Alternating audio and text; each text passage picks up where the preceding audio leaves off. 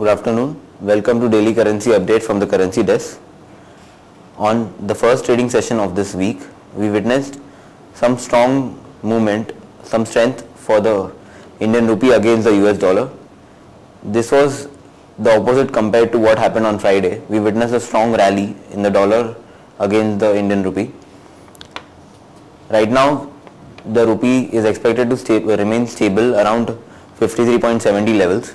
On the downside, we see the support at 53.65, and since the current trend has turned strongly bullish, we recommend that you buy around 53.65 levels. What has caused the Asian markets to largely remain cautious and trade cautiously is the fact that we had US corporate earnings which have largely disappointed, and a few major companies who have disappointed are McDonald's as well as the General Motors company. So all these companies have not come out with have not met the expectations of earnings of the markets. So this has brought in some bearish sentiments for the markets. The US dollar index is down at 79.61 levels. So this would support the Indian rupee to appreciate against the US dollar. Also, we have the Brent crude oil prices which fell on Friday as well. So this could be slightly supportive for the Indian rupee. But yes, as we said, the downside for the US dollar would be capped at around 53.65 levels.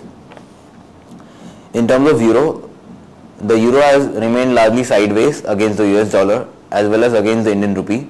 But we are seeing some strength in the euro as it is holding above 1.30 levels.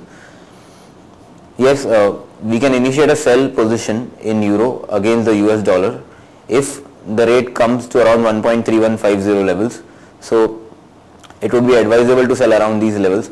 Also, we do not see any major triggers for the movement in euro against the US dollar as well as against the Indian rupee, except for the fact that if we have Spain announcing a formal bailout request, so that would be a major positive for the euro. But yes, if it crosses the level of 1.3150 or 1.32 or not is yet to be seen. The previous week was sort of a litmus test for the UK economy, and it seems that UK economy has done just about fine. We witnessed that most of the major economic data came in as per expected or better than expected. But yes, the most crucial of them was released on Friday, which was the public borrowing data, and this public borrowing data came in much better than expected. So overall, this was the only threat to the AAA ratings of the UK economy. So overall, the pound gathered some strength, and we have already advised earlier to keep a buy position in pound, but right now at current levels, after such a long rally, we recommend that you book profit at current levels, or if you are holding positions, please hold them with a stop loss of 85.80. In terms of the Japanese economy, we had a major negative data.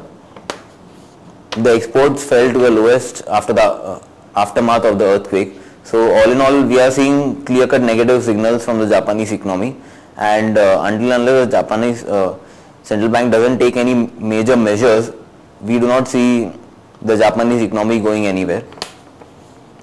But yes, what was a key note here is that the safe haven demand for the third largest economy also did not sustain to such an extent. Also, we do not have any major US or Europe based data today due to release. But yes, throughout the week we would be having production data released from all the major economies around the world, including US, Europe and UK. So this would help determine the market direction. In terms of yen, we recommend a buy at 67.45 levels against the Indian rupee. Thank you.